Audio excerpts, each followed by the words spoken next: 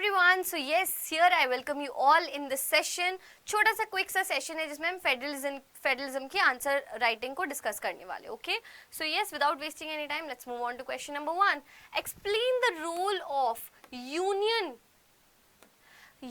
List, state list and concurrent list. बेटा देखो, union list, okay, state list and concurrent list. Okay, union, state और concurrent list के हमें roles के बारे में बताना है. तो बेटा देखो, बड़ा ही सिंपल सी बात है. ठीक है, सिंपल सी बात क्या है?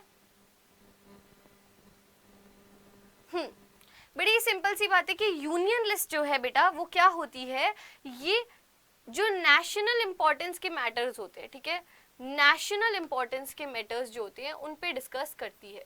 ठीक है, ठीक है. अब डिस्कस का मतलब क्या होता है कि लॉज जो बनेंगे, जो पर्टिकुलर सब्जेक्ट्स है जिन पे लॉ बनेंगे वो नेशनल इंपॉर्टेंस के होंगे. अभी नेशनल इंपॉर्टेंस के सब्जेक्ट्स कौन से होते हैं? जैसे अगर हम बात करें, करेंसी हो गई. ठीक है, देश की करेंसी अलग अलग तो नहीं हो सकती है ना, सेम ही रहेगी ऑल ओवर इंडिया. डिफेंस हो गया, इंडियन आर्मी होती है, कोई स्टेट की आर्मी तो अलग से नहीं होती है. ठीक है, इंडियन आर्मी स्टेट पूरे नेशन को डिफेंड करने के लिए, उनकी सिक्योरिटी के लिए. ठीक है, उसके अलावा अगर हम बात करें तो करेंसी, डिफेंस, कम्युनिकेशन जो होते हैं, कम्युनिकेशन की अगर हम बात करें तो ये हमारे पास क्या आ जाता है, यूनियन लिस्ट का पार्ट होता है. तो इस तरह के जो स्टेट हम कह सकते हैं, इस तरह के जो सब्जेक्ट्स होते हैं वो किस में आते हैं, वो पर्टिकुलरली आते हैं यूनियन लिस्ट में बेटा. ठीक है, स्टेट लिस्ट की अगर हम बात करें, ठीक है, if you talk about state list, तो जो स्टेट के डे टू डे एडमिनिस्ट्रेशन की बातें होती है, ठीक है ना, डे टू डे एडमिनिस्ट्रेशन जो होता है बेटा,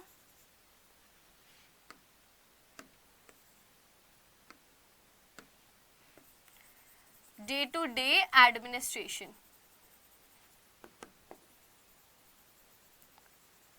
वो आपका किस में आता है, वो आपका आता है स्टेट लिस्ट में. जैसे हम कह सकते हैं पुलिस. ठीक है, पुलिस हर स्टेट के अपने पास होती है, पुलिस चाहिए स्टेट को, है ना, पर्टिकुलर स्टेट को पुलिस तो चाहिए सिक्योरिटी के लिए, अपने स्टेट की सिक्योरिटी के लिए. जैसे राजस्थान पुलिस आपने देखी होगी, मध्य प्रदेश पुलिस, ऐसे पुलिस जो होती है वो अलग अलग होती है. ठीक है, तो पुलिस हो गई आपके पास.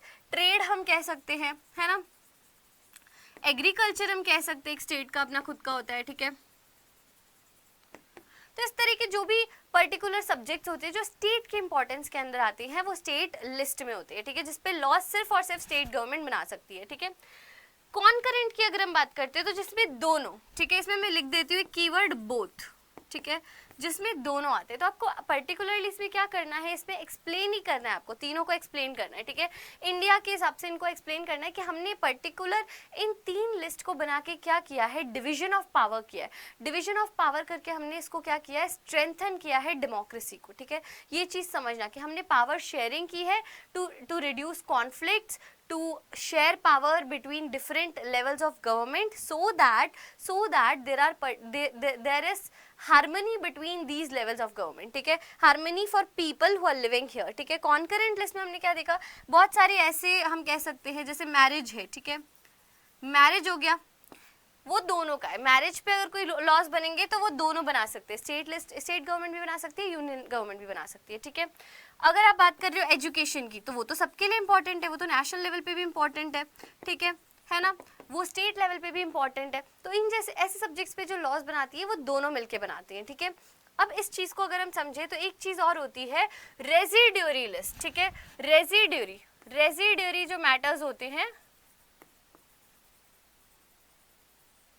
रेजिड्यूरी सब्जेक्ट्स होते हैं, वो कोई लिस्ट नहीं है, रेजिड्यूरी सब्जेक्ट्स है. ठीक है, अभी रेजिड्यूरी सब्जेक्ट्स क्या होते हैं, जैसे आपका कंप्यूटर साइंस, कंप्यूटर से रिलेटेड आ गया. ठीक है, कंप्यूटर सॉफ्टवेयर से रिलेटेड कोई आ गया, उस पर कोई लॉ बनाना है, कुछ भी काम करना है. ठीक है, तो वो कौन करता है, वो यूनियन गवर्नमेंट करती है. क्योंकि ये उस टाइम पे प्रेजेंट नहीं थे तो इनको अभी ऐड किया गया है. ऑब्वियसली जब कॉन्स्टिट्यूशन बना था तब ये प्रेजेंट नहीं थे, तो ऐसे कुछ मैटर्स होते हैं उस पर डिसीजन यूनियन गवर्नमेंट लेती है. ठीक है, देखो एक और इंपॉर्टेंट बात क्या है कि कॉन्करेंट लिस्ट पे, अगर कॉन्करेंट लिस्ट का कोई सब्जेक्ट है जिसपे अगर कॉन्फ्लिक्ट है स्टेट और यूनियन के बीच में, तो उस पे भी डिसीजन कौन लेता है, यूनियन गवर्नमेंट ही लेती है. यूनियन गवर्नमेंट का ही डिसीजन फाइनल होता है. ठीक है, पंचायत राज का अगर हम सिग्निफिकेंस बताएं तो क्या होगा, तो इसमें कीवर्ड सबसे पहला क्या होगा कि देखो, एक तो ये डिसेंट्रलाइजेशन हुआ है. ठीक है, डिसेंट्रलाइजेशन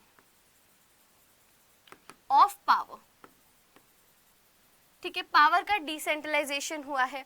उसके साथ साथ अगर हम देखें पंचायती राज के वजह से, डिसेंट्रलाइजेशन होने की वजह से लोगों तक, है ना, लोगों तक जो है बहुत गांव गांव तक, बहुत दूर दूर तक, रूरल एरियाज तक, हम कह सकते हैं रूरल एरियाज तक एक्सेसिबिलिटी पहुंची है। ठीक है, ओके। इसके अलावा जो मैंने अभी पहले पॉइंट आपको शेयर किया था, strengthening of democracy, strengthening of democracy, democracy जो है वो स्ट्रेंथन हुई है। ठीक है, डेमोक्रेसी जो है वो स्ट्रेंथन हुई है यहाँ पे, है ना, पंचायती राज सिस्टम के वजह से।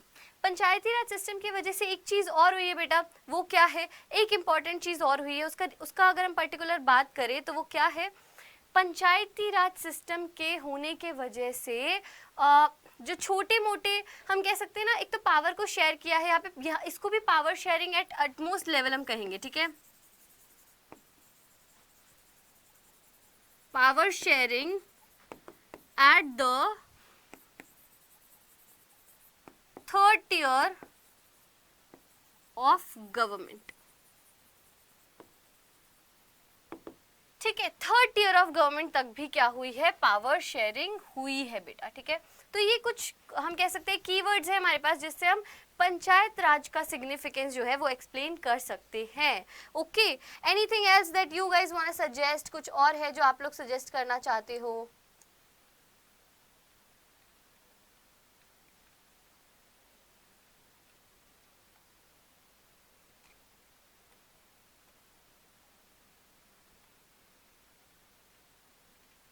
बेटा जरूरी नहीं जो आपने बुक में पढ़ा हो आप वही एडिट करो। ठीक है, यहाँ पे आप वही लिखो, जरूरी नहीं है ना।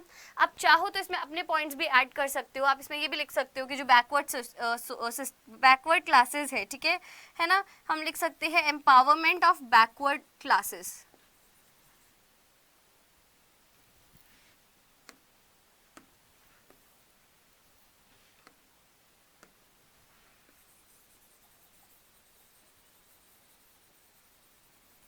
Empowerment of backward classes.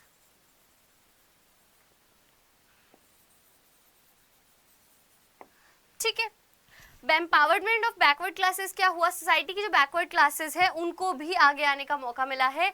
Women भी, अगर हम बात करें लोकल लोग, ठीक है, लोकल लेवल तक ये चीजें चलने लगी है। लोकल लेवल तक भी जो है हम कह सकते हैं रीच पहुंची है। ठीक है, किसकी, पावर की। ठीक है, उसके अलावा विमेन को, लोकल लेवल पे विमेन को जो है 1/3 रिजर्वेशन देके उनको भी एम्पावर किया गया है। ठीक है, तो ये सारे पॉइंट्स आप इस तरह से कीवर्ड्स अपने जो है नोट डाउन कर सकते हो, पॉइंट आउट कर सकते हो। All right everyone, next question, differentiate between federal government and the unitary government. बड़ा ही इंटरेस्टिंग है, फेडरल और यूनिटरी गवर्नमेंट के बीच का जो डिफरेंस है वो आपने यहाँ पर बताना है। ठीक है, वो आपने यहाँ पर मेंशन करना है। ठीक है, फेडरल और यूनिटरी गवर्नमेंट का डिफरेंस। ओके, तो देखो बेटा, फेडरल और यूनिटरी गवर्नमेंट का डिफरेंस मैं आपको ऐसे बता देती हूँ। पहले हम उसका वर्बल डिस्कशन कर लेते हैं। फेडरल और यूनिटरी गवर्नमेंट जो है वो क्या होंगी, अगर आप समझोगे तो पर्टिकुलरली हम कह सकते हैं, एक तरफ में लिख देती हूँ फेडरल गवर्नमेंट, एक तरफ में लिख देती हूँ यूनिटरी गवर्नमेंट। ठीक है,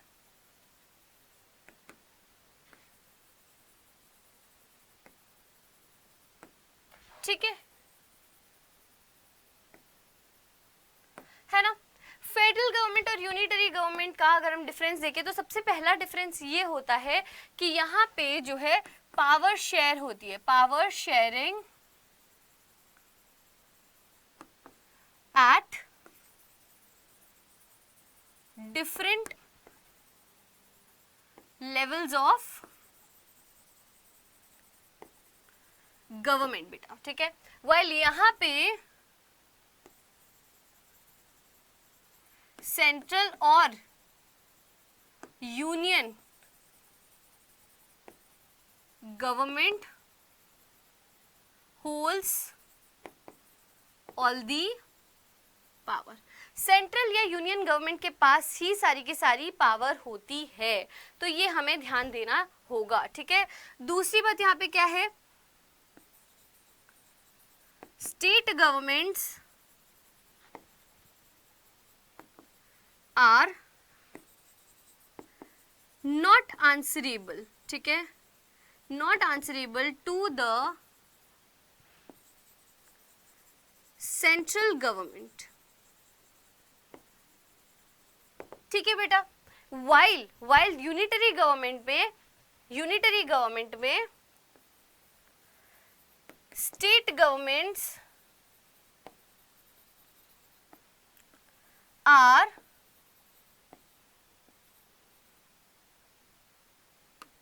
आंसरेबल, ठीक है, इनको जवाब देना पड़ता है बेटा सेंट्रल गवर्नमेंट को, कोई भी किसी भी डिसीजन को, कोई भी पॉलिसी, कोई भी एक्शन के लिए इनको जवाब देना पड़ता है। Are answerable to the central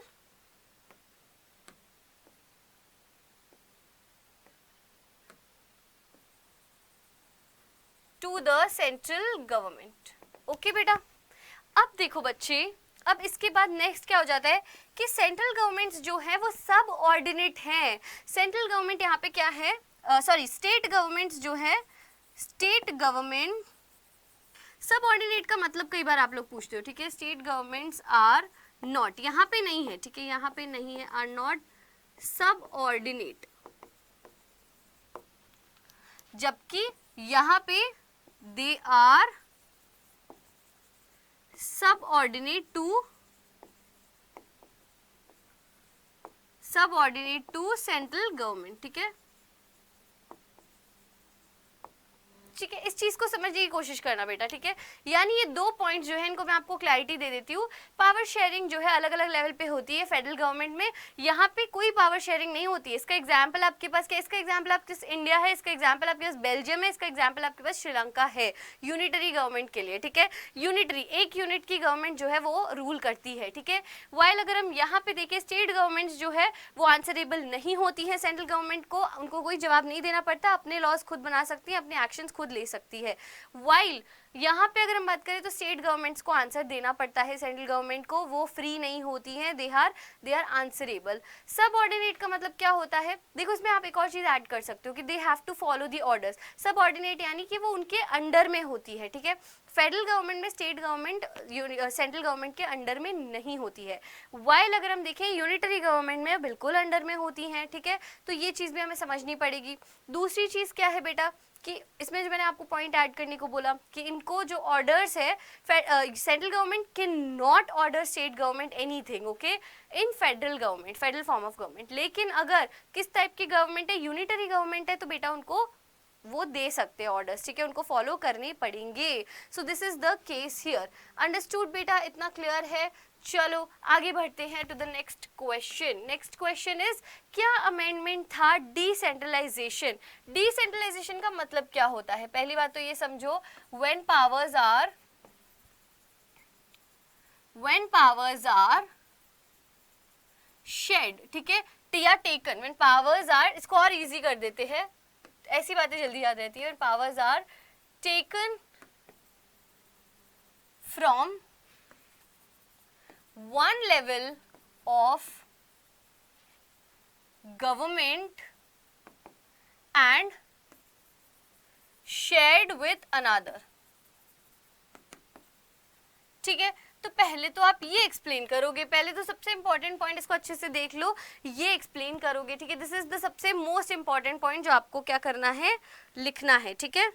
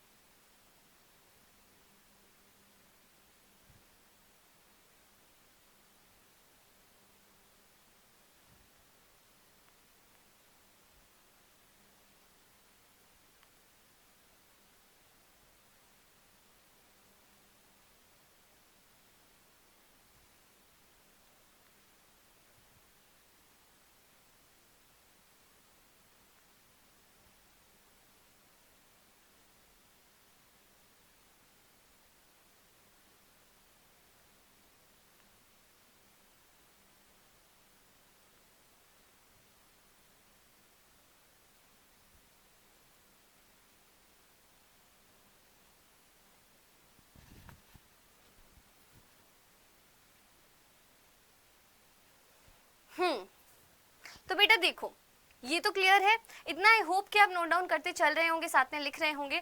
तो इस चीज़ को समझो कि डिसेंट्रलाइजेशन की अगर हम बात करते हैं तो डिसेंट्रलाइजेशन क्या है ये तो हमने समझ लिया। उसके बाद ईयर था हमारे पास 1992, जब गवर्नमेंट ने कुछ चीज़ें मैंडेटरी कर दी। वो मैंडेटरी पहली चीज़ क्या थी कि रेगुलरली इलेक्शंस होल्ड करने पड़ेंगे, ठीक है, regular elections should be hold, ठीक है।